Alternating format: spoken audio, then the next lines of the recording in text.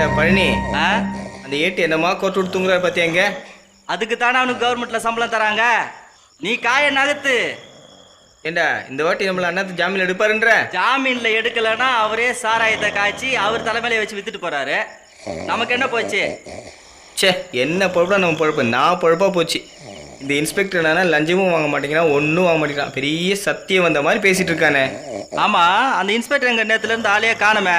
எங்கேயாவது லீவு போட்டு வெளியே போயிட்டாரா என்ன? நம்ம தோட்டக்காரமங்கல கருப்பு கோயில் இருக்குல்ல, ஆமா, அங்க கூட ஏதோ ஒரு கொலை விழுந்துச்சாமில்ல, நான் கூட கேள்விப்பட்டேன். அது விஷயமா தான் அலைஞ்சிட்டு இருக்காரு. உனக்கு விஷயம் தெரியுமா? அங்க இருக்க சாமி அருவாலை இங்க கொண்டு வந்து வச்சிருக்காரு. நீ பாக்கலையா?